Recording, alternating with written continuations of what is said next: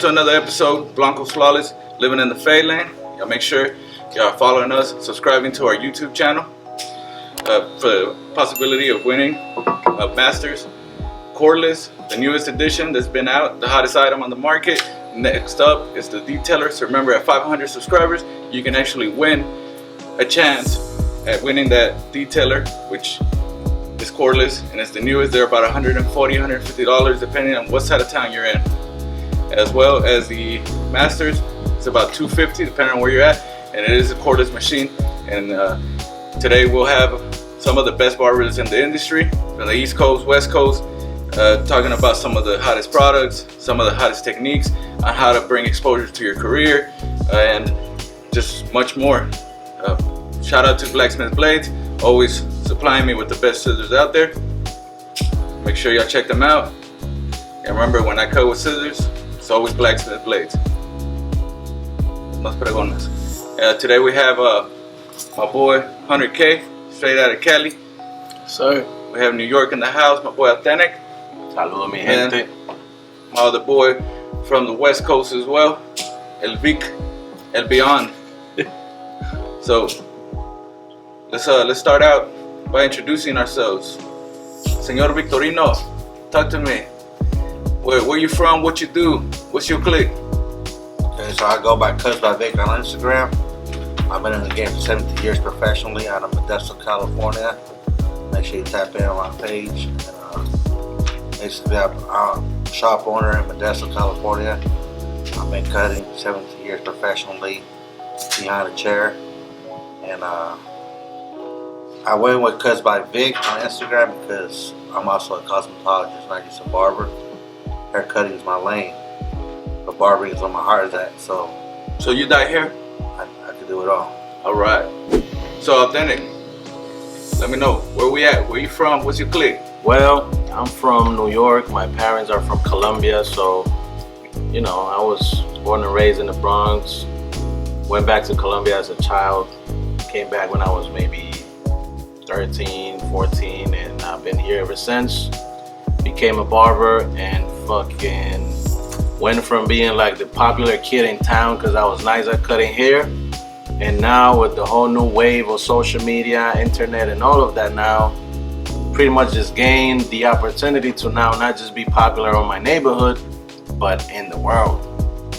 I'm not famous like that, but like people from other countries now know about me too, just because of that new tool that works in my benefit, social media. So if you're not using it and you think you have some talent or something to show the world, don't sleep on it. So basically, if you ain't using it, then you're losing it. Remember that. That's what happens when you turn 40. Yeah, y'all be careful with that. It's best advice Are you I've ever 40? heard. Not yet, bro. I got 10 years. So therefore, my boy 100K, where you from? What you? I was gonna say, what's your clique? Now let's not ask this. Yeah, no, I can't get in politics right now, man. Nah, but like, I'm the boy, not on 100K. Born and raised in Indio, California. Bad 76. So shout out to my people. Inshallah. Was that a gang? No, of course not. So basically, yeah, born and raised in Indio. It's my hometown. For people that ain't familiar with that, is if you guys have heard of Coachella Fest, which fucking the whole world has heard of Coachella Fest. It's that kind of that way. Actually, I haven't, bro. What the hell is Coachella Fest? I know you've been to Coachella Fest, bro. I don't. You've never been to Coachella? I don't even know what it is. I know chinchilla, but not Coachella. Yeah, so basically, that's the born and raised out there. It's my hometown. My mom and my dad, I don't really know much about that, but my mom born and raised in Iracuara, Michoacán. My father's Michoacanos. And yeah, bro, 24, getting it. That's what's up, man. One of the youngest upcoming barber, actor, director, producer. My boy knows his stuff, man. Todólogo. Entrepreneur. That's what I want to be. Y si no, se va para la triple X. Yeah. Worst comes to worst.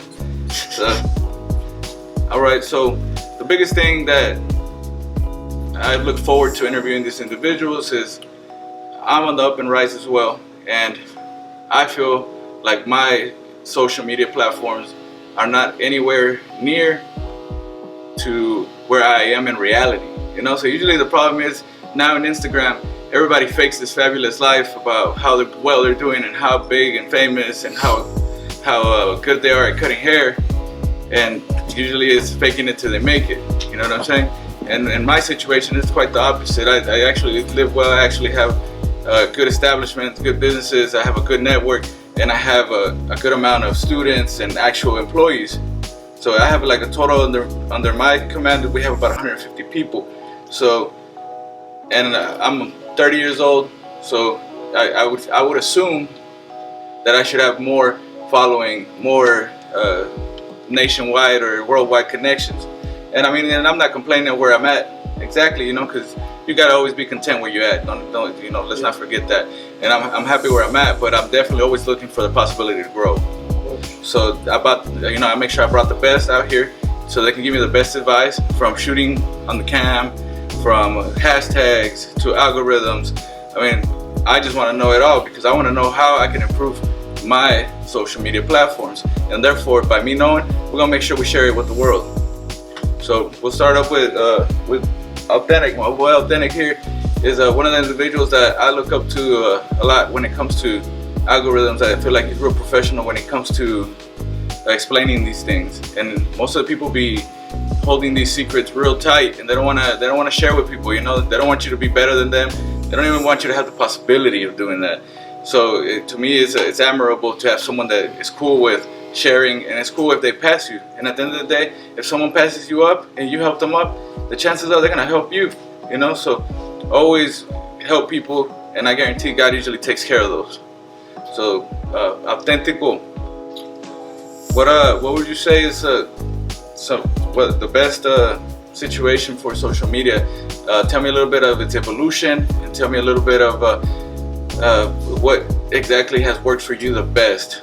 You know, like what's gotten you the most views, how many views that got you, and how many different viral videos do you have? Well, everything started, it was interesting because I was like vacationing back home in Colombia, back in the neighborhood, and one of my homies, you know, he wasn't doing too well, and he's like, bro, I need you to please help me, you know, I want to learn how to cut hair. I'm like, damn bro, I'm leaving tomorrow. Like, how the fuck am I gonna teach you how to cut hair in one day? So anyways, I promised this dude I was gonna help him become a barber. And what I was doing is, as soon as I got back to New York, I was filming with one of those old little cameras that used to record HD. This was like 08, 07, 08. So I was recording videos, putting it on a DVD, and shipping it overseas. That was too much work. Then I came across YouTube, and I said, wait a minute, I can just record from a phone or something, upload it, and then give this guy the name of my channel, and he can watch the video immediately. So I started doing that, and I did every haircut that you can think of that is done in the shop in the hood in New York. I did all those haircuts step by step, explain to the max, even though there was like a bunch of noise in the back, you know, niggas was blasting the music and you could barely hear me, but the step by step and all the detail was in it. So fast forward maybe to like a year after, I hit up my boy and I'm like, bro, how you doing with the, with the tutorial? He's like, I haven't learned shit. I'm like, damn, this guy just made me work for nothing. Then fast forward another year. So I opened that YouTube channel and I never paid attention to it because I just did it to help him out. And then one time this dude calls me from Ecuador. He's like, bro, I'm so happy to meet you. I'm such and such. This guy has academies over here. And what happened was, because I was explaining with so much detail and I was explaining in Spanish, and barbering wasn't so popular in Latin America as it was in the States. Back then it was more like about hairstyling and all of that. So they were actually using my videos in class to teach students. So a couple of my videos on YouTube have more than 1 million views actually.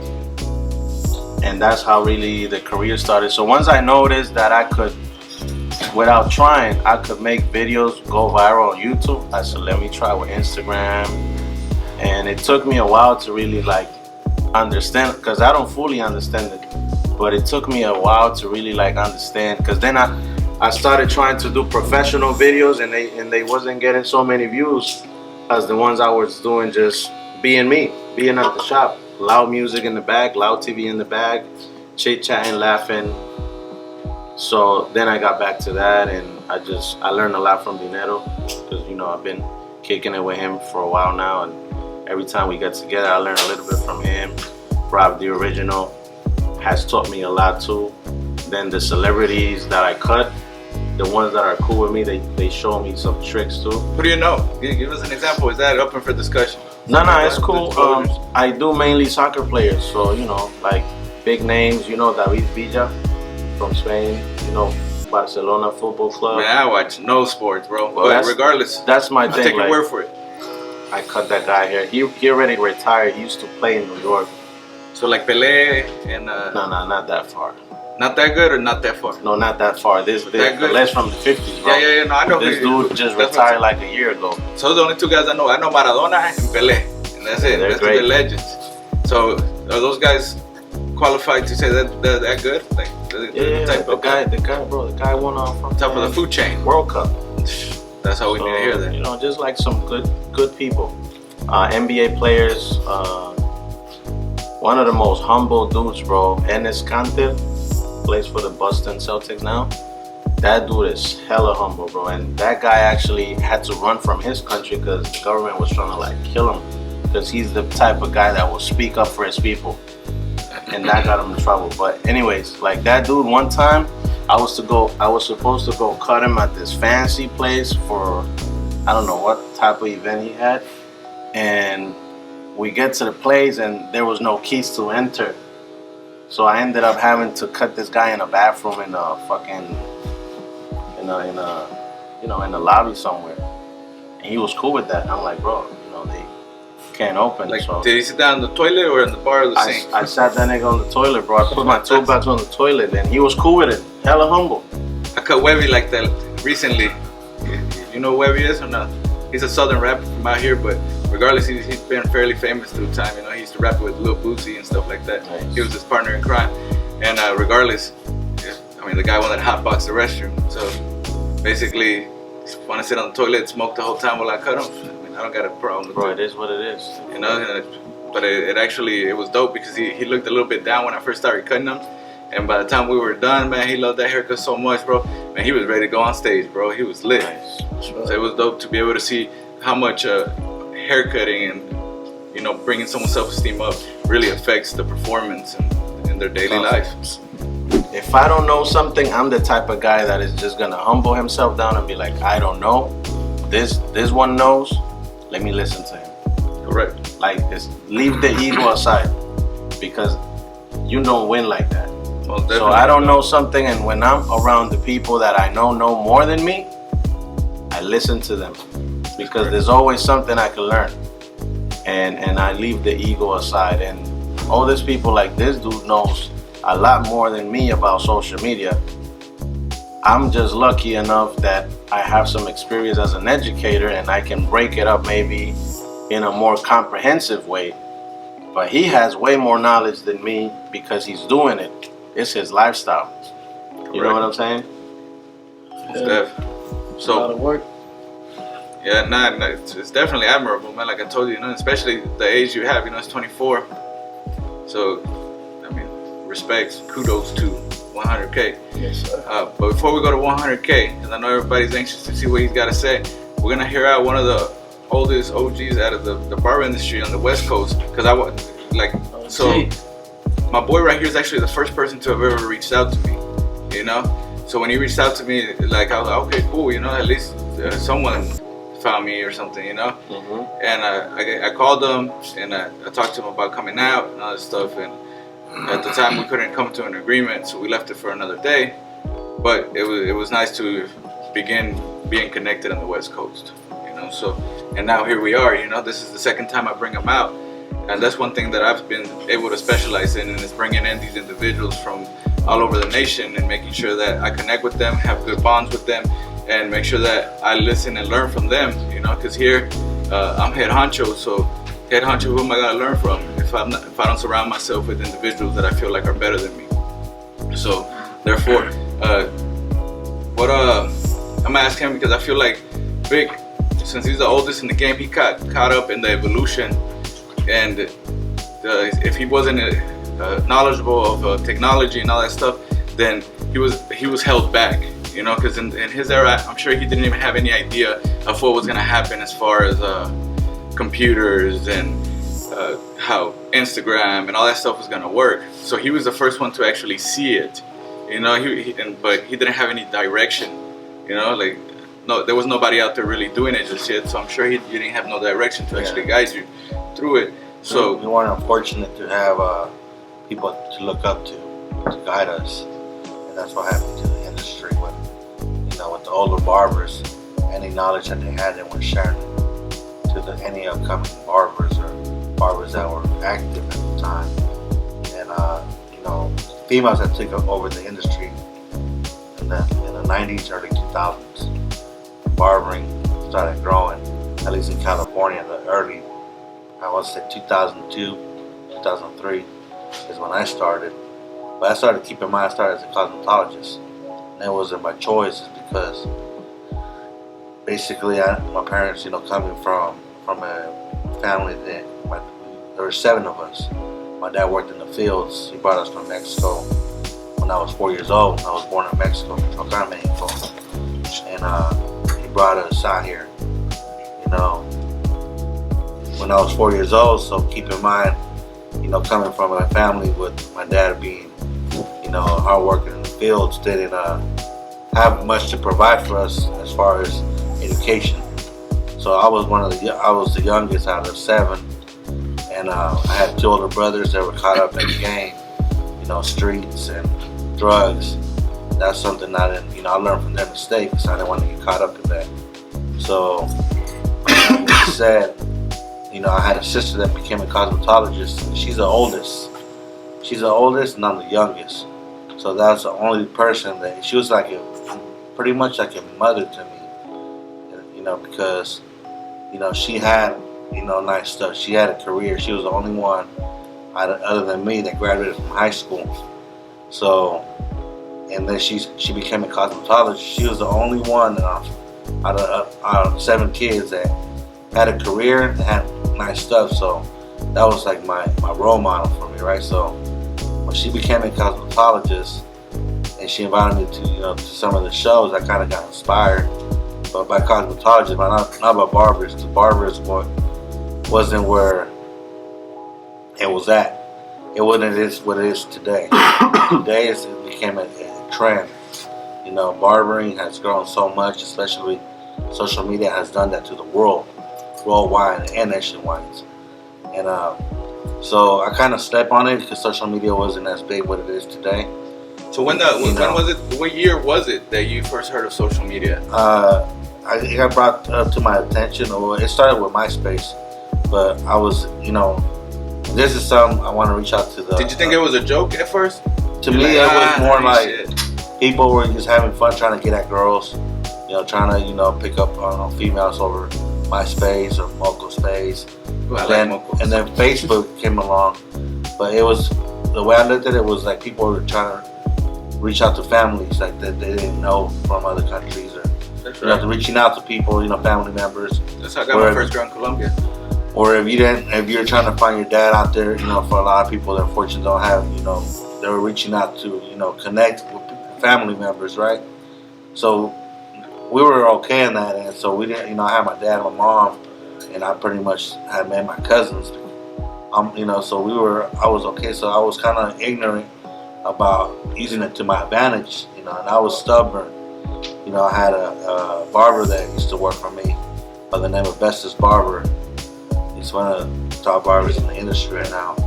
He used to bring it up to my attention daily, but the way he was breaking it down to me was to gain customers. At the time, I was already booked. I was feeding I had 18 barbers in 2007 working under me in my shop, and they were all established. They were coming through me, and I was just feeding people. So you're the Godfather in Modesto, California. In Modesto, in California, I think I put in my work. you know. But you know, to me, I never see myself as a competition to nobody. I competed with myself. That's right. Now, the biggest thing is that, just to push yourself. I wanted to push myself out there. I see myself more of an opportunist for people, like, to build leaders and build barbers and show them the ropes, because knowledge is meant to be shared. It's not a secret. And for there's barbers out there, like Blanco said, they're not trying to share the knowledge, but if we do that to the upcoming barbers, the industry is going to fall again.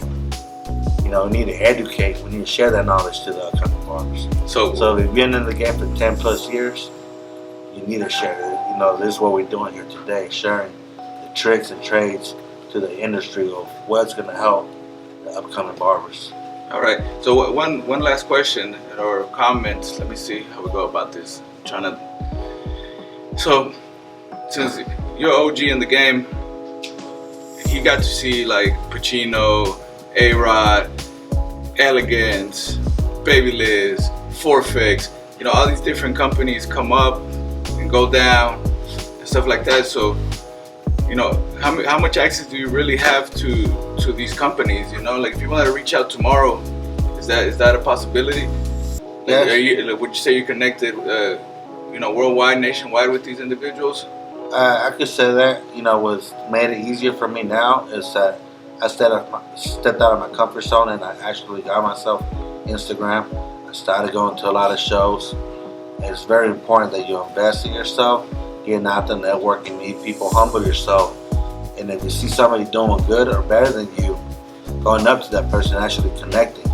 Because this industry is not what you know, it's who you know nowadays. Yeah, most definitely. That's why I try to surround myself with these individuals. Because that's just absolutely correct. I can have everything here in Dallas, Texas, but as soon as I leave Dallas, Texas, I'm nobody. And the issue with that is that I don't know too many people out of Dallas, Texas.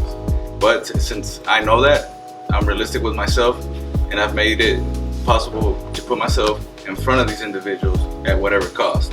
And it's been definitely rewarding, and so far it's definitely well worth my investment, I would call it, more than anything.